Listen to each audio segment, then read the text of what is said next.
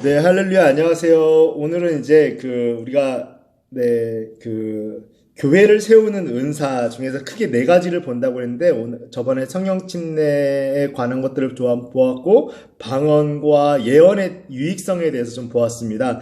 오늘은 우리가 이제 마지막 대표적인 은사로서 좀 먼저 다 할 수는 없고 신유, 병고침에 대해서 보려고 하는데요. 이미 병고침은 뭐 너무 유명하고 이미 믿는 사람도 많이 있습니다. 그렇기 때문에 길게 설명하지 않으려고 하는데요. 오늘 주제는 뭐냐면요.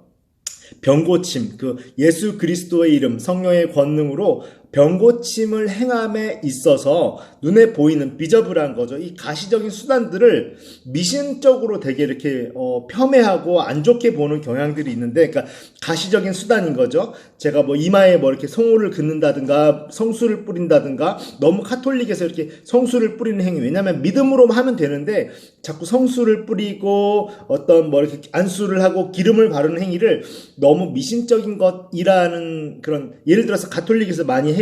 근데 그러니까 가톨릭에서 하니까 미신적이다. 이게 대단한 논리적으로도 대단한 오류인 거예요. 우리가 가톨릭과 왜 이렇게 좀 이렇게 나뉘어졌는지를 본다라면 그것이 기준은 아니었어요. 본질적인 기준은 아닙니다. 물론 그것들이 좀 오버해서 우상화될 수는 있었지만, 여러분, 그렇기 때문에 그런 것들을 정확히 알고 무조건 어떤 하는 행위가 다 미신적이다라고 생각한다라면 여러분 하나님에 대해서 오해할 확률이 좀 높은 것이죠. 그렇게 이제 수단으로서 어떤 그런 이제 그냥 바로 믿으면 되는데 수단으로서 드러나는 신유의 행위들인 거죠. 성호를 긋는다든가 성수를 뿌린다든가, 그러니까 이거를 약간 신비주의적인 어떤 안 좋은 종교적 성향으로 매도하면서 좀 멀리하는 경우도 있는데요. 여러분, 그건 좀 지양해야 될 것 같습니다. 그래서 여러분 제가 오늘 제목을 좀 이렇게 정해봤습니다. 신유 병고침을 받는 데 있어서 어느 정도의 믿음이 요구되는가? 이것이 오늘 그 주제와 관련됩니다. 여러분 같이 한번 따라해 볼까요? 병고침에 있어서 어느 정도의 믿음이 요구되는가?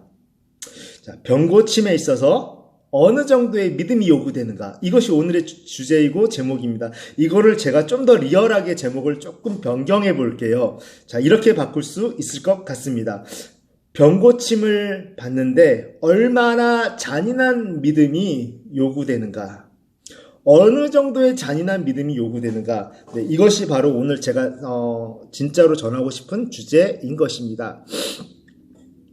여러분, 사실 이 병 고치고, 신유사역이라고 하죠. 이 병 고치는 은사들을 성령님께 부여받은 사람들이 있습니다. 기도하고 사모하고, 때로는 성령께서 주권적으로 부여하시기도 하는데, 그런 이제 은사 사역자들이죠. 이런 신유 사역자들이 사역을 함에 있어서 어떤 그런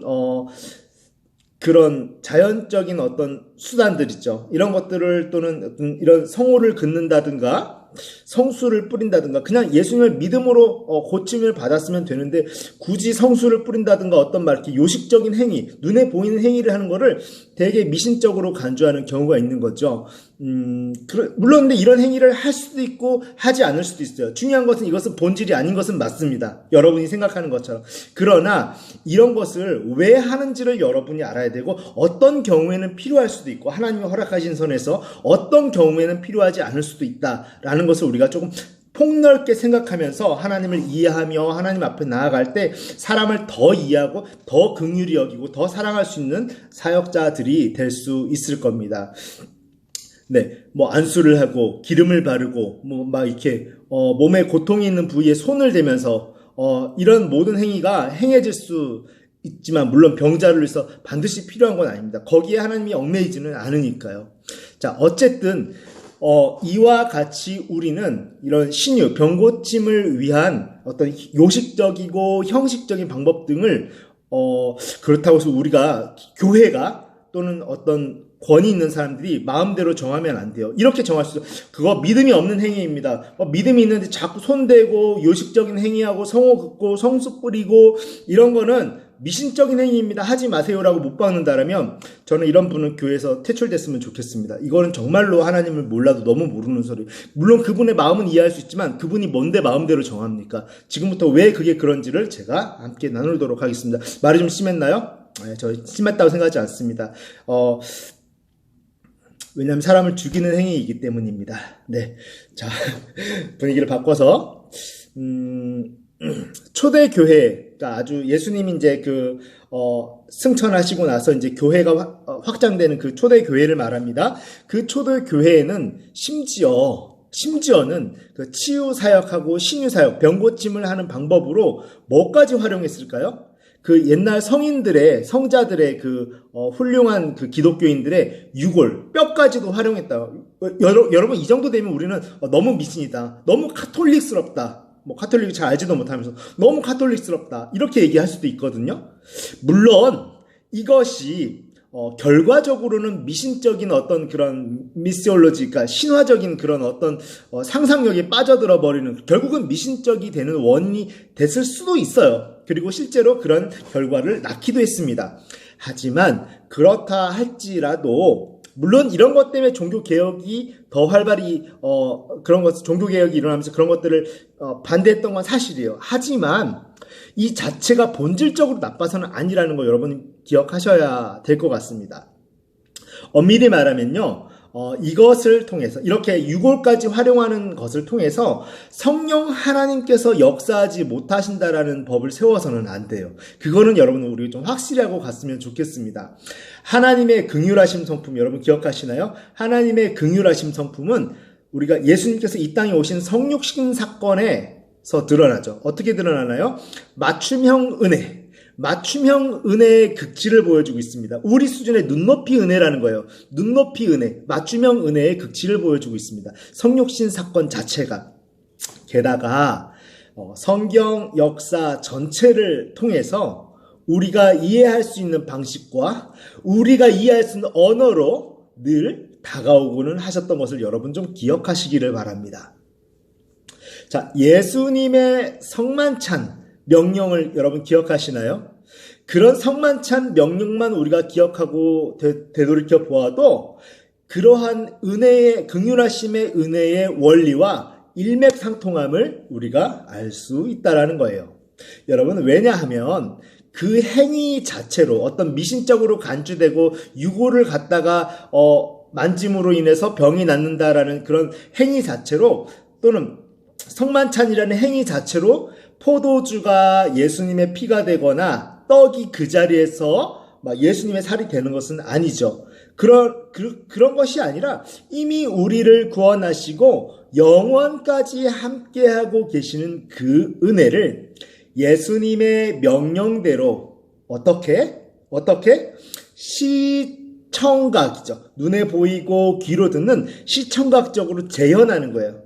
재현한다라는 것입니다. 재현할 때마다 그때마다 새삼, 이미 우리가 그런 요식적인 행위를 하기 전에, 그 비디오를 틀기 전에, 그 재현하기 전에도 이미 함께하고 계시는 그 은혜를 우리가, 생각하게 되는 거예요. 그게 우리의 부족함이고 한계인 거입니다. 그것을 예수님이 알고 계신 거예요. 은혜로 생각하셔야 됩니다.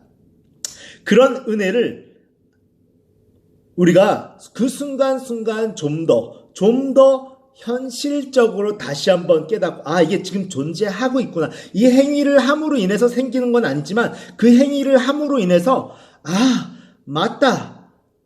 우리 동행하고 계시지. 맞아, 옆에 계셔. 실제 존재하고 계신데 내가 믿지 않고 있구나 라는 것을 다시 한번 깨닫고 병고침이 일어나고 성령님 안에서 역동적으로 아주 다이내믹하게 우리가 믿음이 일어설 수 있는 거예요. 우리의 믿음으로 병고침을 하는 게 아니라 이미 존재하는 믿음이 실제로 일어날 수 있다는 겁니다. 여러분 그거는 아다르고 어다른 얘기예요. 우리가 믿음으로 행할 수 있는 것은 너무 연약합니다. 이미 주어진 그 능력과 우리의 권세를 우리의 믿음이라는 의지가 필요한데 그런 것들을 보고 듣고 행위를 할 때마다 우리 그 믿음의 의지가 확 일어서면서 실존하는 능력을 행할 수 있는 상태로 돌입한다라는 거예요. 그러한 상태로 전환된다라는 것입니다.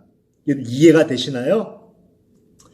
네. 그렇기 때문에 그런 요식적인 행위, 때로는 미신적인 행위라 할지라도 그것을 비디오를 틀어준다라는 의미에서 환기시켜주는 거예요. 이미 존재하는 사실을 환기시켜준다라는 차원에서 굉장히 중요한 의미가 있다라고 할 수 있습니다. 물론 이게 너무 미신적으로 간단하면 문제가 될 수 있어요. 그러나 이것은 예수님이 허락하신 차원의 은혜라는 거 여러분 기억하시고 함부로 사람들을 정죄해서는 안 될 것입니다. 자, 그래서 인카네이션이라 그러죠. 이 성육신 사건이나 예수님이 이 땅에 오신 사건이나 그 다음에 성찬이라고도 하죠. 이 성만찬을 행하는 것이나 이 모든 것들을 보면 우리의 무엇에 초점이 맞춰져 있을까요? 연약함, 잔인한 믿음은 요구해봤자 얘네들은 계속 쓰러지기만 하겠다. 얘들한테는 잔인한 믿음, 십자가 이후에도 잔인한 믿음이 요구되면 안 되겠다. 왜냐면 그거는 내가 십자가에서 끝냈으니까 이제 성령님과 동행한다는 것을 톡톡 알려줄 수 있는 어떤 그런 매개체만 있으면 되겠다. 결국 이 연약함에 초점이 맞춰져 있는 거예요. 이런 행위들이나 성호를 긋는 것, 성수를 뿌리는 것은 우리의 연약함을 긍휼히 여기시는 하나님의 은혜라는 거. 우리의 연약함에 초점이 맞춰져 있는 하나님의 은혜 허락하심이라는 거 여러분 꼭 기억하시기를 바랍니다. 자, 물론 오용할 수도 있겠죠. 예를 들어서 어떤 사람이 간절한 기도 제목이 있다고 생각을 할게요. 그래서 성경을 백독을 해야겠다라고 생각하는 겁니다. 그래서 기도 응답을 받고는 그 기도 응답을 받은 겁니다. 성경 백독을 해서 그리고 간증을 합니다. 기도 응답 받으려면 무조건 성경 백독 해야 됩니다. 여러분 성경 백독 안 하고는 안 됩니다. 무조건 말하지 마세요. 성경 백독하고 하세요 라고 간증한다라면 이 간증은 성숙한 간증이고 하나님을 올바로 이해하는 간증일까요? 아니겠죠. 이것은 어떤 오류를 가지고 있나요? 행위 자체, 자기가 성경 백독을 했던 그 행위 자체에 능력의 기원을 둔 교만이 될 수도 있는 거죠. 결국은 욥의 친구들과 같은 인과응보 신학이 묘하게 스며들어 있는 거예요. 네가 이런 행위를 했으니까 마땅히 보상을 받은 거다라는 사실은 교만이 있는 거예요. 하나님의 은혜로 주어진 그 기도 응답이 아니라 내가 성경 백독 행위를 했기 때문에 거기에 맞는 응답을 하셨다라는 자칫 기독교와는 상관없는 간증이 될 확률도 있습니다. 근데 이런 간증을 사실 여러분 한 번쯤은 봤을 수도 있어요. 자, 우리는 어떻게 해야 될까요? 겸손하게 그런 기적과 신유의 방법으로 보여지는 이제 가시적인 성수를 뿌린다든가 미신 행위를 한다든가 때로는 어떤 그 매개체를 보면서 예수님을 기억하려고 하는 그 발버둥들을 그런 은혜의 수단 중 하나로 성경이 백독이 그 중에 하나일 수라고밖에 말할 수 없어요. 그러니까 성경 백독함으로써 하나님을 만나려고 했던 그 사람의 발버둥까지 폄훼하고 낮출 필요는 없습니다. 단 그 사람이 간증하기를 성경 백독 때문에 내가 당연히 은혜 받고 병 치유받았다 또는 응답받았다라고 얘기한다면 그것은 교만이겠죠. 하지만 성경 백독을 해서라도 하나님의 은혜를 구하고자 하는 그 행위를 어떤 그 매개체를 하나 잡으려고 하는 그것을 하나님이 긍휼히 여기신다라는 것, 잔인한 믿음을 요구하지 않는다라는 그 하나님을 여러분이 기억하시기를 축복합니다. 결국 하나님께서는요 긍휼히 여기시는 거예요. 긍휼히 여기심으로 인하여 우리에게 무조건적인 믿음을 그냥 만들어내라고 잔인하게 요구하시는 것이 아니라는 점 여러분 꼭 기억하시고 여러분도 겸손한 제안자들이 되시기를 바랍니다. 제가 겸손하다는 얘기가 아니라 그 최소한 그렇게 해야 된다라는 것이죠. 자, 우리에게는 여러분 다시 한번 말씀드립니다. 잔인할 정도의 믿음이 요구되나요? 안 됩니다. 우리에게는 잔인할 정도의 믿음이 요구되지 않아요. 이게 기독교가 얼마나 은혜인지 모릅니다. 성령 하나님께서 가시적인 사건들을 통해서 우리를 위로하는 일은요, 눈에 보이는 사건. 그러니까 꼭 보여야 믿는 것을 우리는 보고서 믿는 것을 우리는 좀 그렇게 믿음이 없는 것으로 폄하할 때가 많이 있죠? 잘못된 겁니다. 이렇게 보이는 것을 통해서 믿는 것을 그런 것들을 허용하신다라는 거 여러분 잊어서는 안 돼요. 우리를 긍휼히 여기시기 때문입니다. 그렇게 성령 하나님께서 가시적인 사건들을 통해서 우리를 위로하시는 일들은 지금도 존재하고 있다라고 보는 것이 맞습니다. 여러분, 어떤 눈에 보이는 행위를 우리가 함으로써 이것이 이루어질 것이라는 그런 생각을 하게 되죠. 그게 우리의 연약함이에요. 그렇게밖에 할 수 없는. 자, 이러한 심적 상태, 어떤 행위를 함으로써 이것이 이루어질 것이라는, 성경 백독이라는 행위를 함으로써 이것이 더 이루어지는 것이 가능해질 거라는 그런 심적 기대감, 이런 심적 상태를 여러분 너무 저질스럽게 생각하지 않기를 바랍니다. 물론 목회자의 입장에서 봤을 때 조금 아쉬울 수는 있지만 하나님 입장에서는 귀엽게 보일 수도 있다는 거 여러분 기억하셔야 돼요. 함부로 하나님을 넘어서면 안 됩니다. 이런 심적 상태와 기대감을 단지 그냥 폄훼해가지고 우상숭배적인 막 그런 걸로 몰아붙이면 여러분 그건 큰 실수가 될 수 있습니다. 여러분 사람들을 사랑하셔야 돼요. 절대적인 믿음을 요구하시는 분이 하나님이 아닌데 왜 나는 다른 사람들에게 절대적인 믿음을 요구하나요? 여러분 그러시면 안 돼요. 신유의 사역도 마찬가지입니다. 그런 것 자체가 되게 교만이 될 수 있는 것이죠. 자, 왜 그럴까요? 결국 그 믿음이라는 것을 우리가 예수 믿었다라는 이유만으로 실제로 만들어내려고, 그 다음부터 계속 우리가 공장이 돼가지고 그 믿음을 만들어내려고 그래요. 그 믿음을 만들어내려고 하는 것, 창조하려고 하는 거예요. 결국 되나요? 기적이 일어나나요? 병고침이 일어나나요? 그 믿음이 안 생기는데 자꾸 예수님의 이름으로 내가 할 거야 라는 그런 것들을 만들어내려고요. 여러분 제가 요즘에 신유기도를 같이 한국 기준으로는 화, 수, 목, 금 이렇게 되도록이면 하려고 해요. 특별한 일이 없습니다. 그런데 왜 할까요? 유튜버가 되려고 하는 걸까요? 아닙니다. 여러분 그것들을 보고 내가 기도해주고 있고 같이 기도하는 사람이 있다는 것을 볼 때 여러분 마음속에서 믿음이 더 생깁니다. 사실 그 기도가 없어도 하나님이 여러분이 하신 기도들을 이미 들으셨어요. 그런데 그걸 왜 같이 보여주고 쇼를 할까요? 쇼라는 표현이 좀 그렇지만 그렇게 같이 기도하는 영상을 올림으로써 여러분에서 믿음이 더 확실해지는데 그때 영향력이 있기 때문이에요. 진짜 실제 능력이 나타나는 겁니다. 그래서 그런 기도 영상을 올리는 것입니다. 여러분 이제 이해하시겠죠? 자, 여러분 그렇기 때문에 그렇게 믿음을 만들어내려고 하다 보면 그냥 안 되나 보다. 우리가 기적을 자꾸 바라고 병고침을 바라는 게 좋은 게 아닌 것 같다는 이상한 생각에 그냥 포기해요. 사실은 포기. 왜냐하면 자기가 믿음을 만들어내려다가 안 되거든요. 그런데 자꾸 눈으로 보고 귀로 듣고 하나님 역사하신 사건들을 듣고 또는 어떤 매개체를 통하다 보면 될 거라는 그 기대감이 실제 믿음을 창조합니다. 하나님이 그렇게 역사하신다라는 거예요. 여러분 그것을 기억하시고 하나님을 좀 이해하셨으면 좋겠습니다. 물론 우리가 하나님을 다 이해할 수는 없겠죠. 자, 그렇습니다, 여러분.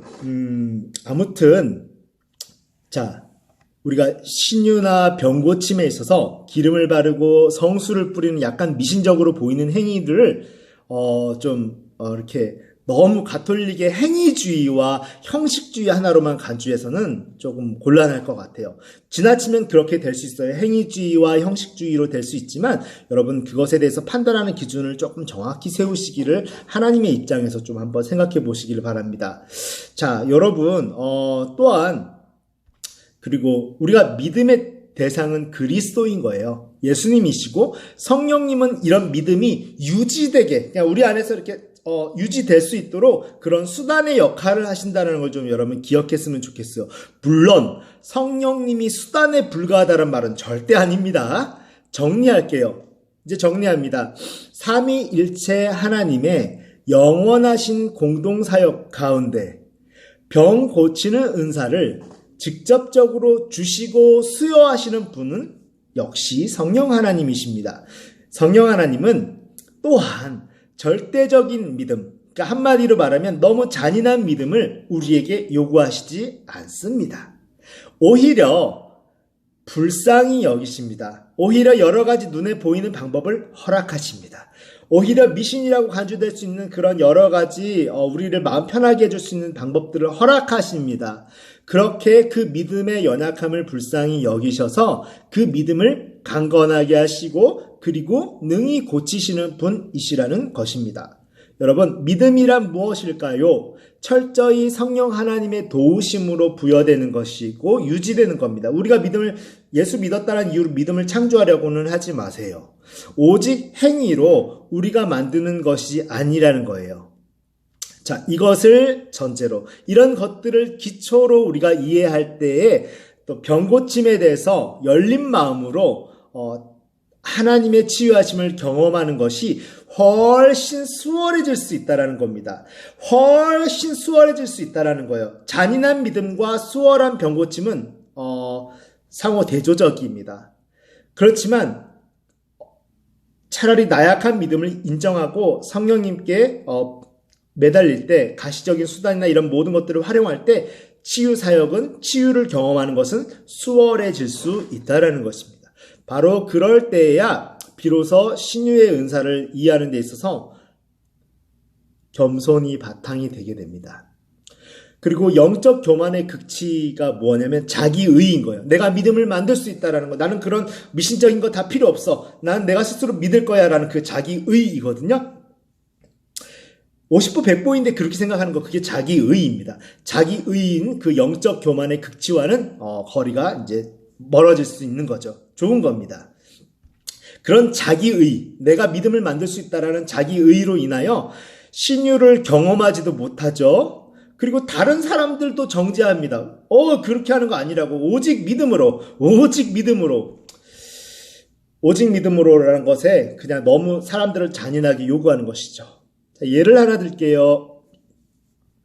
새벽 예배나 교회 청소 등의 경건 행위를 우리가 쌓을 때가 있습니다. 그거 나쁘지 않습니다. 하나님 기억하세요.